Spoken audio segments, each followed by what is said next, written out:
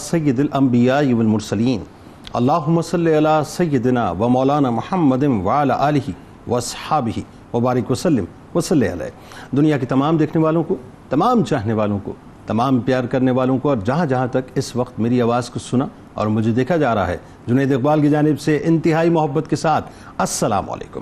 ایک بار پھر ناظرین، آپ کو پر نور صبح نور کے ساتھ میں دل کی گہرائیوں سے خوش آمدید کہتا ہوں۔ آئیے بلا توقف چلتے ہیں حضرت ابو انیس محمد برکت علی علیہ رحمہ کی تالیف اسماء النبی کریم صلی اللہ علیہ وآلہ وسلم سے رسول اللہ صلی اللہ علیہ وآلہ وسلم کا ایک اسم مبارک پڑھنے اور سننے کی سعادت حاصل کرتے ہیں۔ سیدنا الناصح صلی اللہ علیہ وآلہ وسلم، ہمارے سردار نصیحت فرمانے والے، درود و سلام بھیجے اللہ آپ صلی اللہ علیہ وآلہ وسلم پر، آپ صلی اللہ علیہ وآلہ وسلم کے آل پاک پر اور صحابہ کرام رضوان اللہ تعالیٰ علیہم اجمعین پر۔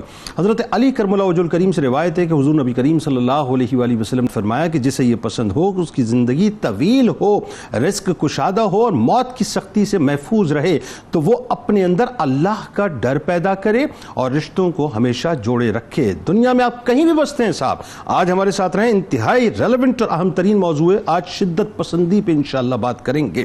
ناظرین کرام، ہمیں فخر ہے اس بات پر کہ ہم اس دین کے ماننے والے ہیں جس کی عمارت نفرت کے پتھروں پر نہیں بلکہ محبت کی اینٹوں پر اٹھائی گئی ہے، جس کی عمارت کی ترائی شدت پسندی کے سرکے سے نہیں بلکہ اعتدال پسندی کے پانی سے کی گئی ہے، جو عمارت عفو درگزر، عدم تشدد، روشن خیالی، رواداری، برداشت، صبر و تحمل، رحم و نرمی اور محبت جیسی اعلیٰ اقدار اور تصورات کے ستونوں پر کھڑی ہے، جو دین، محبت و حکمت سے اپنا پیغام پہنچانے کا حکم دیتا ہے، جس دین کی تعلیمات میں انتہا پسندی یا شدت پسندی کا گزر تک نہیں ہے، جو دین طاقت ہونے کے باوجود بھی فیصلوں میں توازن اور معاف کر دینے کو ترجیح دیا کرتا ہے، جو دین حدود اللہ کی محافظت میں کافروں پر شدید اور آپس میں رحم کرنے کا درس دیتا ہے، جس دین کے بانی نے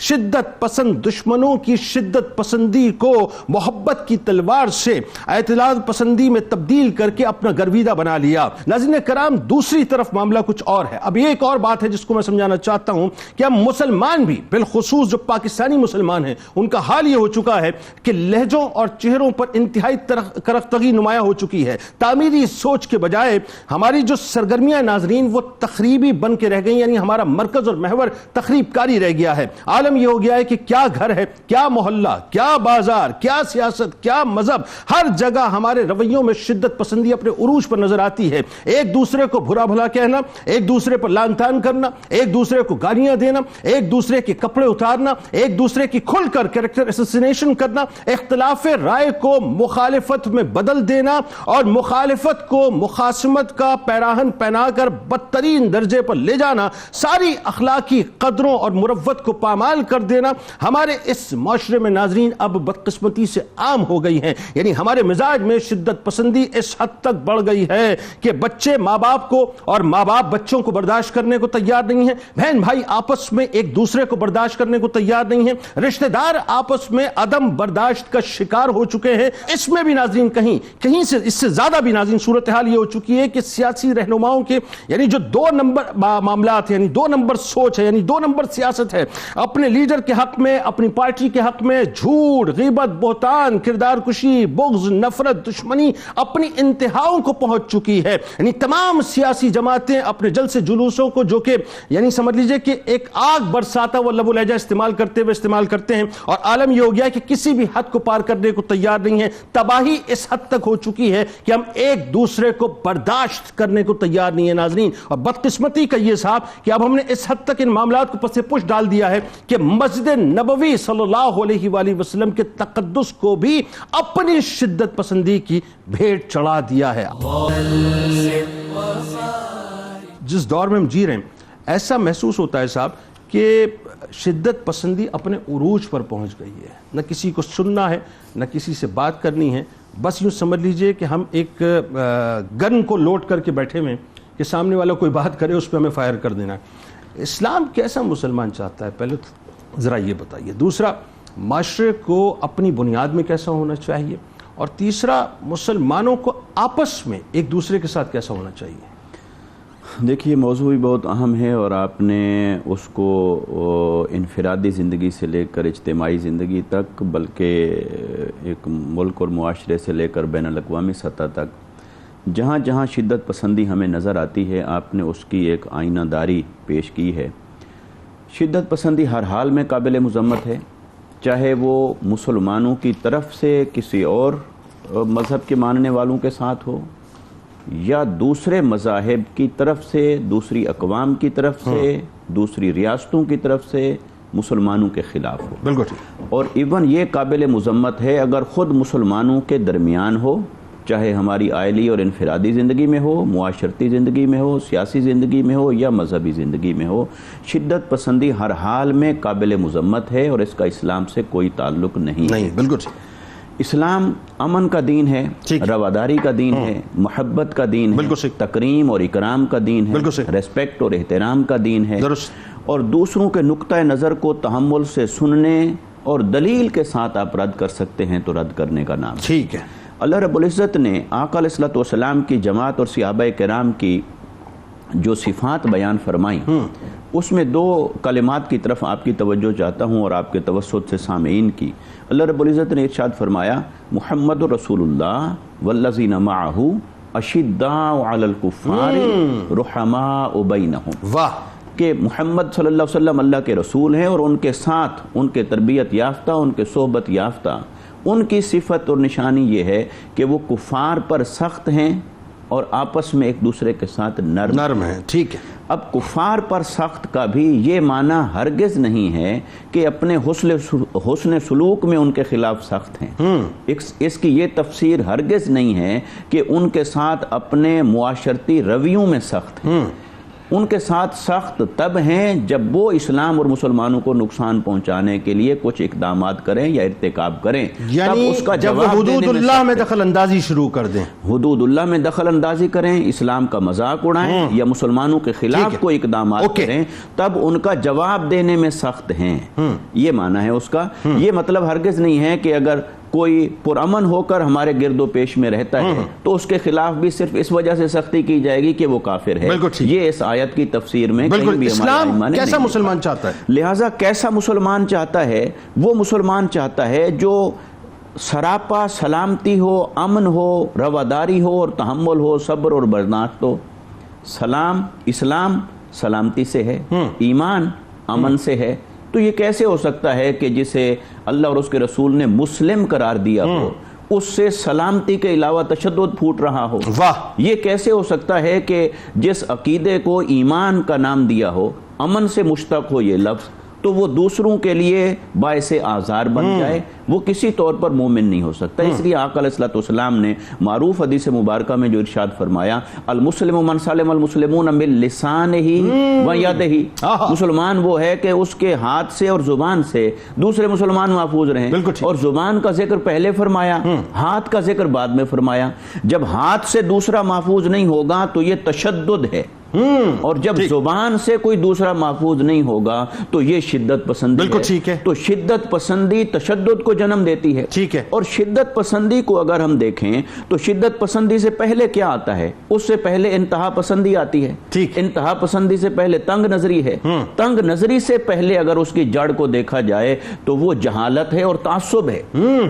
جہالت ہمیشہ تعصب کو جنم دیتا ہے، تعصب نے آگے انتہا پسندی کو جنم دیا، انتہا پسندی نے شدت پسندی کا رویہ پیدا کیا، اور اس شدت پسندی کے نتیجے میں تشدد اس کا آخری رزلٹ نکلا۔ آپ کے خیال میں معاشرے کو اپنی بنیاد میں کیسا ہونا چاہیے؟ جی میں اس کی طرف آتا ہوں، اور ایک تھوڑی سی بات اور کرنا چاہتا ہوں کہ دیکھیے، ایک ہے اختلاف رائے، جسے ہم کہتے ہیں ڈیفرنس آف اوپینین۔ یہ تو ہر اعتبار سے جائز ہے اور صحت مند ہے، سیاسی اعتبار سے ہو، مذہبی اعتبار سے ہو، علمی اعتبار سے ہو، مگر اختلاف کو مخالفت بنانا، مخالفت کو مخاصمت بنانا، مخاصمت کو پھر عداوت بنانا، اور جس دور میں ہم جی رہے ہیں اس میں عداوت بھی عداوت نہیں رہی بلکہ وہ دہشت بن گئی ہے کہ جس سے ہم دشمنی رکھتے ہیں، جس کو دشمن سمجھتے ہیں، اسے ڈرا دھمکا کے اس کے وجود کا ہی ہم انکار کر رہے ہوتے ہیں۔ لہٰذا علمی اختلاف یہ ہے کہ دوسرے کے وجود کو آپ برداشت کریں، بے شک دلیل کے ساتھ اس کو جواب. معاشرے کو بتائیے اب یہ اپنی کہ بنیادوں معاشرہ کیسا ہونا چاہیے، اس میں اللہ رب العزت نے ارشاد فرمایا کنتم امتن وسطن، امت کو بحیثیت امت کے اجتماعی طور پر جب ایڈریس کیا تو کہا کہ تم اعتدال والی امت ہو، امت وسط ہو. تو جب اعتدال والی امت قرار دیا تو اس کا مطلب ہے ہمیں اجتماعی طور پر اعتدال کی راہ پر چلنا ہوگا. اور اعتدال اس میں ہے کہ آپ کو اپنی رائے رکھنے کا حق ہے، دوسرے کو اپنی رائے رکھنے کا حق ہے.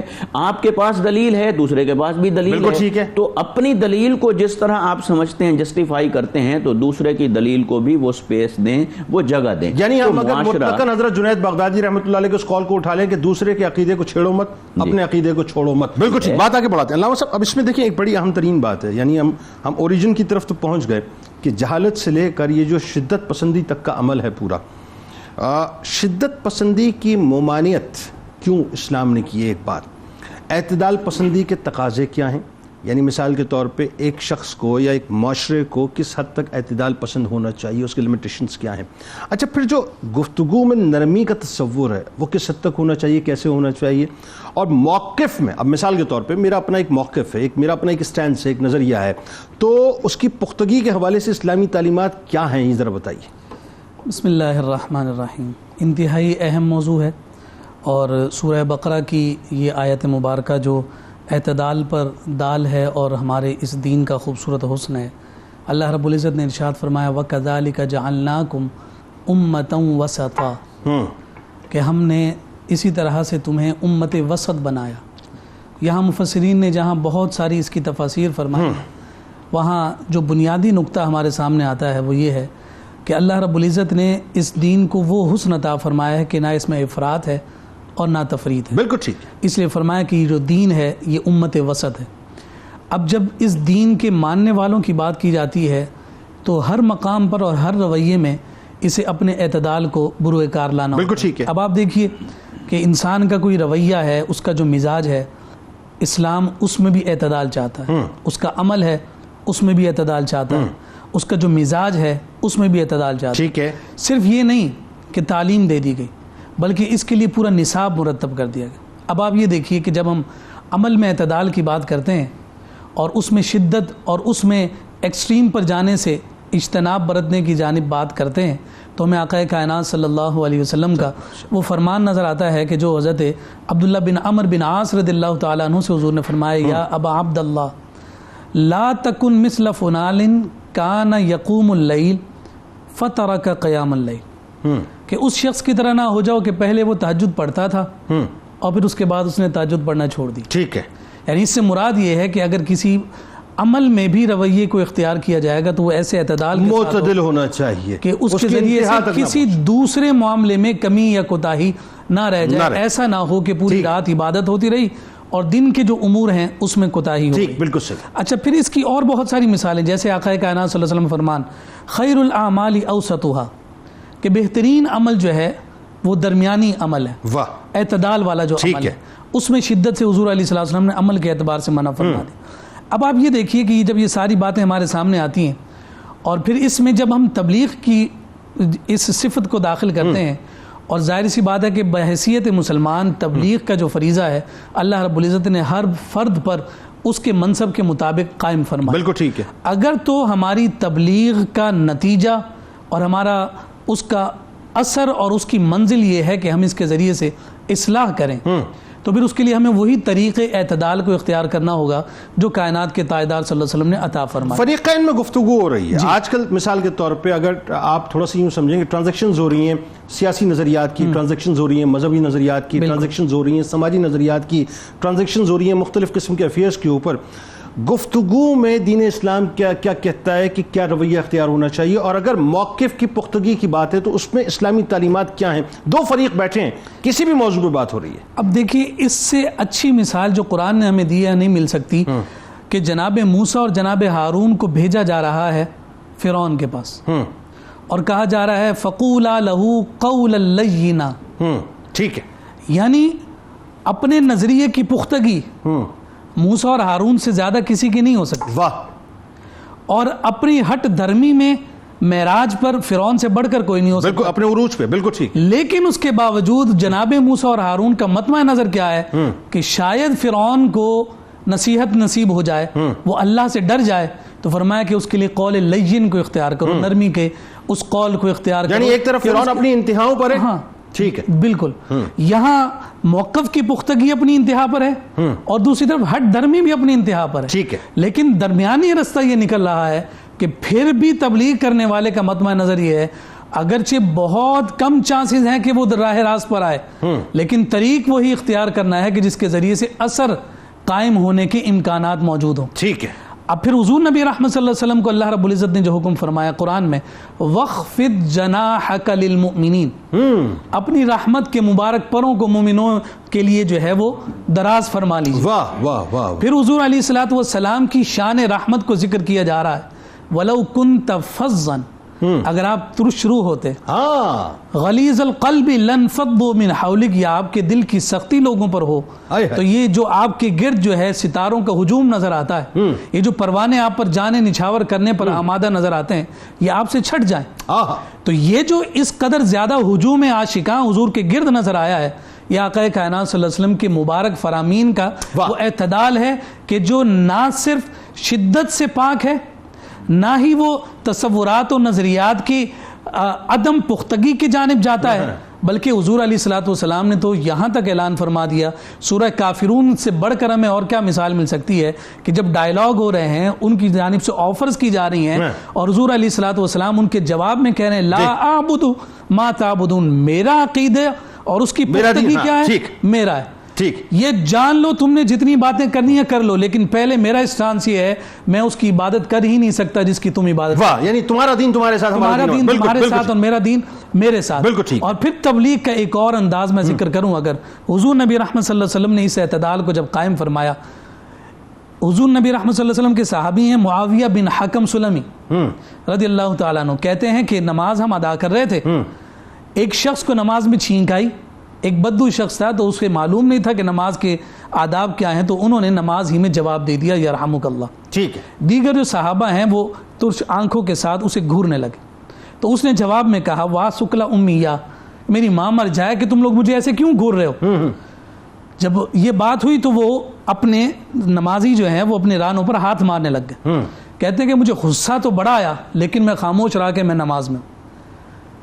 اور جب نماز ختم ہوئی تو ان کے الفاظ ہیں, کہتے ہیں میرے ماں باپ رسول پر قربان, ایسی اصلاح کرنے والا نہ میں نے پہلے کبھی دیکھا نہ بعد میں کبھی دیکھا جیسی اصلاح میری رسول کائنات نے. سبحان اللہ. اچھا, اب اس میں ڈاکٹر صاحب ایک بڑا جو اہم ترین پہلو ہے وہ یہ, آج جس معاشرے میں ہم رہتے ہیں, مجھے ایسا لگتا ہے کہ اس معاشرے میں اب مکالمہ ختم ہوتا جا رہا ہے, ڈائلاگ ختم ہوتی جا رہی, گفتگو ختم ہوتی جا رہی ہے. یعنی آپ کسی سے ڈائلاگ کرنا چاہتے ہیں تو آپ کو 100 مرتبہ سوچنا پڑتا ہے کہ آپ ڈائلاگ کریں کہ نہ کریں. آپ کو پہلے اس کے مائنڈ سیٹ کو سمجھنا پڑتا ہے, اس کے اندر کی انتہا پسندی کو جانچنا پڑتا ہے.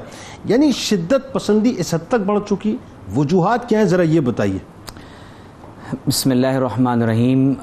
معاشرہ شدت پسندی اور انتہا پسندی کی طرف بڑھ رہا ہے اور بڑھتا جا رہا ہے. مکالمہ ختم ہو رہا ہے. سبب صرف ایک ہے کہ انسانیت اور ہمارا معاشرہ محمد الرسول اللہ صلی اللہ علیہ وسلم کے اخلاق حسنہ سے دور ہو رہا ہے. جنید بھائی, انتہا پسندی پیدا ہی اس وقت ہوتی ہے کہ غیر منقسم اور غیر مشروط وفاداری صرف کائنات میں محمد الرسول اللہ صلی اللہ علیہ وسلم کے ساتھ. کیا کہنے, واہ. اگر یہ انکنڈیشنل وفا اور محبت کسی اور کے ساتھ منسلک ہو جائے تو یہیں سے انسان میں شدت پسندی کے جذبات جنم لیتے ہیں. ٹھیک. آپ دیکھیے کہ انجسٹس, ناانصافی جب معاشرے میں پھیلنا شروع ہو تو اس کا نتیجہ فرسٹریشن, احساس محرومی ہوتا ہے. بالکل ٹھیک ہے. اور یہ احساس محرومی انسان کو پھر شدت پسندی اور کسی انتہا کی طرف لے جاتی ہے. درست. آپ دیکھیے کہ جب ہم مکالمے کی بات کرتے ہیں, ایک دوسرے کے ساتھ ڈائلاگ کی بات کی جا رہی ہے, تو ایک اچھے ماحول میں تحمل کے ساتھ ایک دوسرے کی بات کو سننا, اور جب ہم یہ کہتے ہیں کہ ایک دوسرے کی رائے کا احترام کیا جائے تو اس کا یہ ہرگز مطلب نہیں ہوتا کہ آپ کسی دوسرے کی بات کو قبول کرنے جا رہے ہیں. درست. یہ ممکن ہے کہ آپ کسی کی بات کو عزت ادب احترام کے ساتھ ضرور سنیں اور اس کی بات کو احترام کے ساتھ آپ اپنے نقطہ نظر کے ساتھ آپ اس کو رد کر دیں اور آپ اپنے ڈیفرنس آف اوپینین کو بیان کر دیں. اب سوشل میڈیا کے سبب ہمارے ہاں معاشرے میں اس وقت معاشرتی روابط بڑھنے کے بجائے بتدریج اپنی اصل روح کے ساتھ ختم ہوتے چلے جا رہے ہیں اور مکالمہ اپنی اصل روح کے ساتھ ختم ہو رہا ہے. جنید بھائی اس کی مثال آپ دیکھیے کہ جب ہم محبت اور خوشی کا اظہار کرتے ہیں تو ہم ایموجیز بھیج رہے ہیں. بالکل صحیح. ہم اپنے غم اور غصے کے اظہار میں بھی ایموجیز کا ہم مصنوعی جو آئیکونز ہیں ہم ان کا اظہار کر رہے ہیں. بالکل ٹھیک. پھر آپ دیکھیے کہ تعزیت ہے, عیادت ہے, دعوت نامے ہیں, اپنی پسند ناپسند کا اظہار ہے, وہ تمام کا تمام اب ایک ایسی ایبسٹریکٹ فارم کے اندر چلا گیا ہے کہ اب لوگ ایک دوسرے کے پاس جا کر ملنے بات چیت کرنے کے بجائے جو کچھ ہے وہ صرف سماجی رابطوں کی ویب سائٹ کے اوپر سر انجام دے رہے ہیں. بالکل. جو آیات مبارکہ مفتی صاحب نے تلاوت کیا, آپ غور کیجئے کہ فرعون نے خدا ہونے کا دعویٰ کیا ہے. وہ کہہ رہا ہے انا ربکم الاعلی, اور اس وقت جب اللہ تبارک و تعالیٰ کے دو جلیل القدر رسول اور انبیاء فرعون کے دربار میں جا رہے ہیں تو اللہ تعالیٰ کیا فرما رہا ہے کہ اذهب الى فرعون انه طغى, کہ آپ اذهبا الى فرعون انه طغى, کہ آپ دونوں فرعون کے پاس جائیں کہ وہ بہت سرکش ہو گیا ہے. اور حکم کیا دیا جا رہا ہے کہ فقولا له قولا لینا, وہ شخص جو خدا ہونے کا دعوے دار ہے جب نبی اس سے مکالمہ کر رہے ہیں تو اس مکالمے میں نبی گفتگو کرتے ہوئے اللہ تعالیٰ نے حکم یہ دیا ہے کہ نرمی سے بات. تو جب مسلمان ایک دوسرے سے ہم کلام ہو رہے ہیں, جب ڈفرنس آف اوپینین کے ساتھ, اختلاف رائے کے احترام کے ساتھ آپ بات کر رہے ہیں تو ہم نرمی سے بات کیوں نہیں کر سکتے؟ بھائی حضور صلی اللہ علیہ وسلم نے فرمایا کہ اجرؤکم علی الفتیا اجرؤکم علی النار, فرمایا تم میں جو شخص فتویٰ دینے میں بہت زیادہ جری ہوگا وہ جہنم کی طرف جانے میں بھی بہت زیادہ جری ہوگا. ہمارے ہاں اگر ریلیجیس ایکسٹریمزم ہے, پولیٹیکل ایکسٹریمزم ہے, ایکسٹریمزم فکری طور پر موجود ہے, لیکن جو بات زیادہ ہمارے لیے لائق افسوس ہے وہ یہ ہے کہ ہم نے اپنے مزاج کی نرمی کو کھو دیا ہے. دیکھیے حضور علیہ السلام کی جو صفت بیان کی گئی ہے جس میں وجوہات بھی معلوم ہو رہی ہیں, فرمایا کہ فَبِمَا رَحْمَةٍ مِّنَ اللَّهِ لِنْتَ لَهُمْ, کہ یا رسول اللہ صلی اللہ علیہ وسلم آپ اللہ تبارک و تعالیٰ کی رحمت کی وجہ سے ان لوگوں پر نرم ہو گئے. تو آج ہمارے اندر سے مزاج کی نرمی ختم ہو گئی. فرمایا وَلَوْ كُنْتَ فَظًّا غَلِيظَ الْقَلْبِ لَانفَضُّوا مِنْ حَوْلِكَ, اگر کسی کے مزاج کے اندر دلوں کی سختی آ جائے گی تو خود بخود مزاج میں سختی آنا شروع ہوگی. تو فرمایا کہ لوگوں کو معاف کرنا سیکھو, مشاورت کیا کرو. ہمارے ہاں مسئلہ ہے تکبر, حسد, ایک دوسرے کے ساتھ جب ہم اعتدال کے رستے کو چھوڑ کر انتہا کے رستے کی طرف جاتے ہیں تو پھر معاشرہ شدت پسندی کی طرف جاتا ہے. تو میں آپ کے سوال کے جواب کو کنکلوڈ میں اس انداز سے کروں گا کہ آج مذہبی جو رہنما ہیں خصوصی طور پر انہیں اپنے مزاج میں نرمی کے اظہار کے ساتھ دنیا کے سامنے یہ مثال قائم کرنا پڑے گی کہ ہم کس طرح سے مکالمہ کر سکتے ہیں لیکن ادب اور احترام کے ساتھ. مفتی صاحب ذرا بتائیے کہ یہ جو دیکھیں بڑا کیٹیگوریکل فرمان ہے نا, اللہ فرماتا ہے کہ اپنے رب کے راستے کی طرف حکمت اور اچھی نصیحت کے ساتھ بلاؤ اور ان سے اس طریقے سے بحث کرو جو سب سے اچھا ہو, یعنی جو بہترین ہو اس انداز سے بات کرو. مگر آج صورتحال یہ ہو گئی ہے کہ ہم اللہ کی راہ میں کسی کو بلانا چاہتے ہیں تو بلانے سے زیادہ ہم اس کو نیچا دکھانا چاہتے ہیں, یعنی وہ پہلے سرنڈر کرے ہمارے نظریات کے آگے, اس کے بعد ہم بلائیں گے. یہ کیا صورت ہو گئی بتائیے ذرا. جو آپ نے یہ ترجمہ ہی ہے آیت مبارکہ کا, سورہ النحل کی آیت نمبر 125 ہے. دیکھیے اللہ رب العزت نے ہمیں اس چیز کا مکلف نہیں کیا کہ ہم نے ہر حال میں دوسرے کے اوپر کچھ ٹھونسنا ہے. ٹھیک ہے, واضح طور پر ارشاد فرمایا کہ لا اکراہ فی الدین, دین کے اندر جبر نہیں ہے, یعنی جبراً آپ کسی کو مسلمان نہیں کر سکتے. تو جبر نہیں کر سکتے, اکراہ نہیں ہے, مجبور نہیں کر سکتے. اور اللہ رب العزت نے فرمایا قد تبین الرشد من الغی, میں نے دو راستے الگ الگ کر دیے ہیں. ہاں آپ نصیحت ضرور کریں, اچھے راستے کی طرف بلائیں ضرور, مگر اچھے راستے کی طرف بلانا پھر ہے اس اچھے راستے کی طرف بلانے کی جو دعوت ہے آپ کی اسے منوانا, پھر ہے کہ اسے منوانے پر تشدد پر اتر آنا, یہاں تک چلے جانا کہ بس ہر حال میں آپ کو یہ ماننا ہے نہیں مانیں گے تو پھر آپ کا وجود خطرے میں ہے. ایسا ہی تو یہ جو تشدد اور شدت پسندی ہمارے معاشرے میں آ گئی ہے، قرآن کی اور دین کی تعلیمات سے اس کا دور کا بھی واسطہ نہیں ہے. بالکل. اللہ رب العزت نے ارشاد فرمایا ادعو الی سبیل ربک بالحکمت، واہ، فرمایا اپنے رب کے راستے کی طرف بلائیے حکمت کے ساتھ. حکمت کے ساتھ. جب رب کا راستہ ہوا تو اس سے بہتر تو کوئی خیر کی دعوت ہو نہیں سکتی. کیا کہنے، سبحان ہے ہی رب کا راستہ. سبحان اللہ. تو لہٰذا وہ خیر کا پیغام ہے، وہ اچھائی کا پیغام ہے، وہ ہدایت کا پیغام ہے، ایمان کا پیغام ہے، مگر اس کی طرف بھی بلا رہے ہیں جب، تو قرآن نے اجازت نہیں دی کہ آپ ایگریشن کریں. بالکل صحیح. اجازت نہیں دی کہ آپ بد اخلاقی سے پیش آئیں. بالکل صحیح. اجازت نہیں دی کہ آپ زبان کو ترش کر دیں، اس کی تلخی کا مظاہرہ کریں. تو کہا رب کے راستے کی طرف حکمت کے ساتھ بلائیں. ایک جو بڑا مسئلہ پیدا ہو گیا، حکمت کیا ہے؟ حکمت کا تعلق آپ کے کلام کے ساتھ بھی ہے، کردار کے ساتھ بھی ہے، انداز کے ساتھ بھی ہے، موقع مال کے ساتھ بھی ہے. تو حکمت بہت وسیع معنی رکھتی ہے کہ اس کے ساتھ بلائیے. تو قرآن نے دوسری بات یہ کی کہ ادعو الی سبیل ربک بالحکمہ، پھر فرمایا والموعظۃ الحسنہ، نصیحت کو اچھے انداز میں کیجیے. اب موعظت جو ہے یہ واعظ ہے، ایڈوائس. ٹھیک، ایڈوائس فی نفس ہی اچھی ہوتی ہے، اس کے ساتھ پھر صفت لگائی الحسنہ، موعظت کو حسین بناؤ. پھر فرمایا وجادلہم باللتی ہی احسن، اور اگر کہیں مجادلے کی نوبت آ جائے، یعنی جھگڑے کی نوبت آ جائے، مناظرے کی نوبت آ جائے، فرمایا اس کو احسن کرو. احسن کا مطلب ہے دی بیسٹ وے. یہ وہی بات آ گئی جو میں نے سوال آپ سے کیا، اس کا جواب آ گیا. جی بالکل، کہ بہترین انداز میں اسے کرو. اب ہم کیا کرنے لگ گئے ہیں، ہمیں نہ تو اس بات سے غرض رہی ہے کہ اگلا آدمی اگر غلطی پر ہے، گمراہی پر ہے، تو خیر خواہیت کا تقاضا تو یہ ہے کہ کسی طرح وہ نیکی کی پر آ جائے. خیر خواہیت کا تقاضا یہ ہے کہ وہ کسی طرح اللہ کی ناراضگی اور عذاب سے بچ جائے، اس کی آخرت سنور جائے. مگر ہم اسے بزد کرتے چلے جاتے ہیں. اور جب بزد کرتے چلے جائیں گے تو اس کے نتیجے میں وہ کبھی ہدایت کی طرف یا آپ کی دعوت کی طرف تو آئے گا نہیں. سر اکھاڑا بنا دیا. نتیجہ کیا نکلا؟ نتیجہ کیا نکلا کہ آپ نے اسے دین کے قریب کرنے کی بجائے دور کر دی. دیکھیے، ہم اگر اہل سنت کی بات کریں، امت کی میجورٹی کی بات کریں، تو 4 فقہی مذاہب کو حق مان کر قبول کیا ہوا ہے. ٹھیک ہے، چاروں حق پر ہیں. اور ایسے فقہ جعفریہ کو لے لیں تو امت گویا 5 فقہی مذاہب کو قبول کر کے بیٹھی ہے. بالکل ٹھیک ہے. اچھا، اسی طرح تصوف کے اعتبار سے دیکھیں تب بھی سلاسل طریقت ہے. بالکل صحیح. ایسے اگر آپ عقائد کے اعتبار سے دیکھیں تو اشاعرہ ہیں، ماتریدیہ ہیں، تو وہ ان کے آپس میں اصولی اختلاف ہیں. اس کے باوجود ہم انہیں قبول کیے بیٹھے ہیں کہ وہ ہیں، ان کا وجود ہے. تو آج اگر ہم مذہبی رویوں کو دیکھیں تو مذہب میں یہ ہو گیا کہ ایک تو تھا نا ایک مسلک کا دوسرے مسلک سے فرق.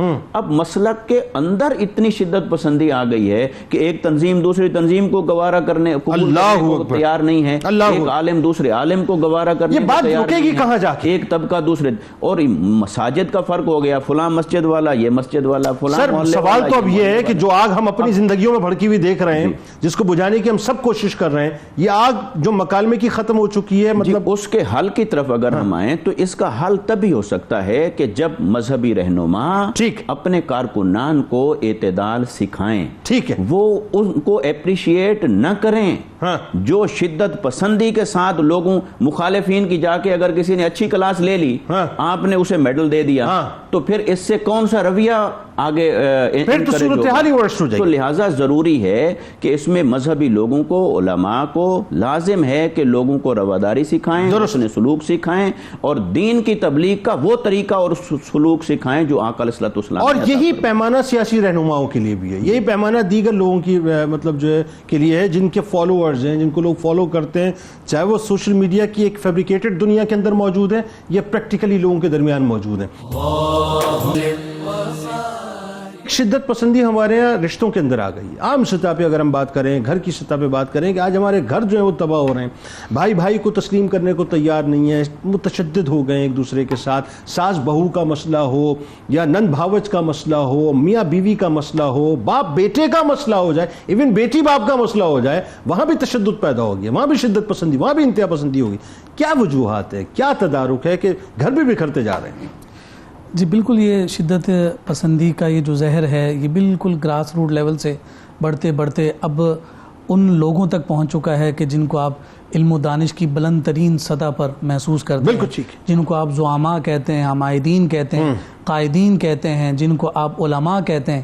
اور یہ لوگ تو وہ ہیں کہ جنہیں کہا جاتا ہے کہ جناب یہ آپ کی سوسائٹی کے وہ لوگ ہیں جو انٹیلیجنشیا ہیں, اور یہ وہ ذہین اقلیت لوگ ہوتے ہیں جن کو آپ انٹلیکچوئل مائنورٹی کہتے ہیں, کہ جن کا سب سے بڑا منصب یہ ہے کہ ان کی زبان سے حکمت کے علاوہ کوئی اور بات ہوتی نہیں. بالکل ٹھیک. اور آج اب اگر آپ دیکھیے تو پھر سارے کا سارے یہ زعماء, عمائدین, قائدین, یہ علم و دانش کے جو پیکر حضرات ہیں, ان سے جو شدت پسندی کا رجحان بڑھا تو پھر ہماری انتہاؤں تک اور ہماری جڑوں تک پہنچا, یعنی اس کا ٹرکل ڈاؤن ایفیکٹ ہمارے گھروں میں آیا, ہمارے گھروں میں داخل ہوا. اب ایک گھر کا جو سربراہ ہے وہ باپ ہوا کرتا. ٹھیک ہے. جب جیسا قبلہ مفتی صاحب نے فرمایا کہ والموعظۃ الحسنہ, یہ جو موعظہ ہے یہ ایڈوائس ہے نا. دنیا میں کوئی بھی ایڈوائس آپ کے سامنے اگر آتی ہے تو اس میں سے سب سے زیادہ بے ریا اور مخلص جو ایڈوائس ہوتی ہے وہ باپ کی ہوتی ہے. کیا اچھی بات ہے, کیونکہ باپ کبھی بھی اپنی اولاد کے معاملے میں کوئی ریاکاری سے سرشار ایڈوائس ہو ہی نہیں سکتا. اگر اس میں الحسنہ بھی داخل ہو جائے اور وہ باپ اپنے گھر کے جملہ افراد کو اس نہج اور اس انداز کے ساتھ چلائے جیسے آقا کائنات صلی اللہ علیہ وسلم نے تعلیم فرمایا, تو یہ گھروں سے شدت پسندی خود بخود نکل جائے گی. بالکل ٹھیک ہے. آج اس کے جو بنیادی اسباب ہیں, جب ہم ان بنیادی اسباب پر بات کرتے ہیں تو سب سے پہلی جو بات ہمیں نظر آتی ہے وہ عدم برداشت ہے. اچھا, وہ عدم برداشت پیدا کیوں ہوتی ہے؟ وہ عدم برداشت یوں پیدا ہوتی ہے کہ باپ یہ چاہتا ہے کہ میری اولاد میرے سامنے ڈائلاگ نہ کرے. اب وہ ڈائلاگ کیوں نہ کرے؟ آپ نے اسے تربیت سے پہلے تعلیم کی جانب بھیج دیا. بالکل صحیح. اور جب وہ علم لینے کے لیے گیا اور ساتھ تربیت نہیں تھی تو اس نے علم پر نالج کو فوقیت دی. اور جب معلومات کی بنیاد پر اگر کوئی کہتا ہے کہ میں بہت بڑا عالم ہو گیا ہوں, تو پھر جب وہ ڈائلاگ کرے گا تو وہ یہ کہتا ہے کہ میرے سامنے باپ نہیں ہے, میرا فریق کھڑا ہے, میں اس سے اسی لہجے میں گفتگو کروں. باپ کیسے قبول کرے؟ بالکل ٹھیک. ایک شوہر کیسے قبول کرے کہ اس کی جو بیوی ہے وہ میرے ساتھ برابری کی بنیاد پر میرے ساتھ ڈائلاگ کرے؟ ایک سسر کیسے چاہے گا کہ میری بہو میرے ساتھ ایسا کلام کرے؟ ایک ساس کیسے چاہے گی کہ میری بہو میرے درجے پر آ کر مجھ سے کلام کرے؟ تو جب یہ چیزیں ہمارے ہاں پیدا ہوتی ہیں کہ ڈائلاگ کا جو حسن ہے اس کو ہم توڑ دیتے ہیں اس بنیاد پر کہ جناب آپ فریق مخالف ہیں, برابری بھی آ کر ہمارے ساتھ ڈائلاگ کیجئے. پھر وہ جب احترام اترتا ہے تو نہ باپ اس ڈائلاگ کو قبول کرتا ہے اور نہ ہی اولاد اپنے والد کی سجیشن پر جو ہے سیٹسفائی ہو پاتی. ٹھیک ہے. تو پھر یہ عدم برداشت کا رویہ جنم لیتا ہے, ایک دوسرے کی بات کو قبول کرنا نہیں. ٹھیک ہے. اور پھر اس کا بنیادی جو ہے جب ماخذ ہمارے سامنے آتا ہے وہ یہی آتا ہے کہ جو بھی شدت پسند رویہ اختیار کرنے والا ہے اس میں آپ کو ایک بات حصے مشترک نظر آئے گی کہ جناب وہ اپنے مفروضے کو ہمیشہ حتمی اور قطعی تصور. بالکل ٹھیک ہے. اور یہی بنیاد ہے کہ جب اس نے پہلے ہی یہ تصور کر لیا میں ٹھیک ہوں, تو آپ بتائیے کہ اس پر جو ہے کسی کا اثر کیسے ہونا. اچھا, اس میں آپ دیکھیے کہ ہم انتہاؤں کو اس حد تک پہنچ گئے کہ بات تھوڑی سی ہوتی ہے گھر کے اندر, کسی بھی جگہ پہ ایک چنگاری لگے گی, چاہے وہ بھائیوں کے درمیان ہے, چاہے وہ باپ بیٹے کے درمیان ہے, چاہے وہ میاں بیوی کے درمیان ہے, چاہے وہ ساس بہو کے درمیان. اب رشتوں کو آپ پھیلاتے چلے جائیں, اس کا دائرہ بڑھاتے چلے جائیں, وہ چنگاری بڑھتے بڑھتے ایک آگ کی صورت اختیار کرتی ہے. نتیجہ یہ نکلتا ہے کہ بسا بسایا گھر جو ہے وہ خاکستر ہو جاتا ہے اس شدت پسندی اور انتہا پسندی کی. عدم برداشت کا یہ جو معاملہ ہے, اسی عدم برداشت ہی کی بنیاد پر یہ ساری چیزیں ہمیں ہوتے ہوئے نظر آتی ہیں. اور اس کا فساد کی جڑ کیا ہے؟ جڑ یہ ہے دینی تعلیم کی کمی. آپ اس کو دوسرے لفظوں میں کہہ سکتے ہیں کہ جو اخلاقیات کی تعلیم اولاد کو دی جانی تھی وہ نہیں ملی. اسی اولاد نے ہی تو کل استاد بھی بننا ہے. بالکل ٹھیک ہے. اسی اولاد نے ہی کل جا کے لیڈر بننا ہے. بالکل ٹھیک. اسی اولاد نے ہی جا کر کل جو ہے کسی منصب پر فائز ہونا ہے. بالکل ٹھیک ہے. آپ نے گھر سے ہی اسے ایسا رویہ دے دیا, اس گھر سے ہی آپ نے اسے اس نہج پر اور اس ڈگر پر چلا دیا کہ آپ ہی ایبسولوٹ ہیں, آپ ہی کی بات قطعی ہے, آپ ہی کی حتمی ہے, چونکہ اس نے جو کچھ سیکھا ہے آپ سے سیکھا ہے. بالکل صحیح. آپ نے جب اپنی بات کو ہمیشہ منوانے کی کوشش کی ہے تو بحیثیت بیٹا جب وہ باپ بنے گا تو تب وہی رویہ سامنے رکھے گا. اس لیے ہمیں وہ جو گھروں میں جو اعتدال کا سلسلہ ہے اسے بھی قائم رکھنے کے لیے از حد کوشش کرنی. تدارک کیا ہو یہ بتائیے. اس کا تدارک سب سے بڑا یہ ہے کہ ہمیں اپنے آپ کو دین کی تعلیمات سے جوڑنا ہے. ٹھیک ہے. صرف تعلیم نہیں. اوکے. جتنی زیادہ تعلیم ہوتی چلی جا رہی ہے اتنی ہی زیادہ تربیت جو ہے ہم سے دور ہوتی چلی جا رہی ہے. بالکل ٹھیک ہے. تربیت پہلے ہے, تعلیم بعد میں. صحیح. جس تربیت پر تعلیم غالب آئے گی تو آپ یوں سمجھیے کہ وہاں جھگڑوں کا آغاز ہو جائے. یعنی سب سے پہلے ہمیں یہ سمجھنا ہے کہ ہمیں ایک دوسرے کو برداشت کیسے کرنا ہے, ایک دوسرے کے نظریات کو, ایک دوسرے کی شخصیت کو, ایک دوسرے کی ایگزسٹنس کو ہمیں برداشت کیسے کرنا ہے. احترام کا جو سلسلہ ہے, جو ڈیفرنس آف اوپینین ہے, اس کا احترام, جیسے ڈاکٹر صاحب نے فرمایا کہ اس کا احترام اس بات پر دلالت نہیں کرتا کہ آپ نے اس اوپینین کو قبول کر لیا. احترام الگ چیز ہے, قبول کرنا الگ چیز ہے. آپ نہ قبول کریں, آپ اپنے اوپینین پر رہیں, لیکن جو دوسرے کے رائے کا جو احترام ہے, اس احترام پر بھی اگر ہم آ جائیں, یرید اللہ بکم الیسر ولا یرید بکم العسر, اللہ رب العزت آسانی چاہتا ہے, تنگی سے اللہ رب العزت جو ہے وہ نہیں, اس کی خواہش اور منشا اس پر آ جائے تو یہ خود بخود. یعنی یہ بالکل اس طرح کی بات ہے کہ کوئی بھی فریق ہے, چاہے وہ بہو ہے, ساس ہے, بیٹا ہے, باپ ہے, میاں ہے, بیوی ہے, واٹس ایور, نند باوج, وہ یہ نہ سوچے کہ میں سرنڈر کر رہا ہوں, وہ ریٹریٹ کریں. سرنڈر کرنا اور ریٹریٹ کرنا اور ریٹریٹ کرنے میں جو ہے آپ کی ناکامی نہیں ہے, آپ کی جو ہے وہ شکست نہیں ہے, اور زبان کی نرمی کو کم سے کم لازم رکھیں. بالکل ٹھیک ہے, بہت شکریہ آپ تینوں. اب آپ تشریف لائے. ناظرین کرام, آئیے چلتے ہیں کتاب الشفا کی جانب. رشتوں میں اخلاص کے حوالے سے وظیفہ آپ کو بتلاتے ہیں کہ اگر رشتوں میں غلط فہمیاں پیدا ہو جائیں تو اول و آخر درود پاک کے ساتھ کثرت کے ساتھ سورہ طٰہٰ کی آیت نمبر 39 پڑھیں. انشاءاللہ غلط فہمیاں دور ہو جائیں گی اور رشتوں میں خلوص پیدا ہو جائے گا. شیخ سعدی رحمۃ اللہ علیہ کا قول مبارک ہے کہ برائی کا بدلہ برائی سے دینا آسان ہے. مردانگی تو یہ ہے کہ برائی کا بدلہ اچھائی سے دیا جائے.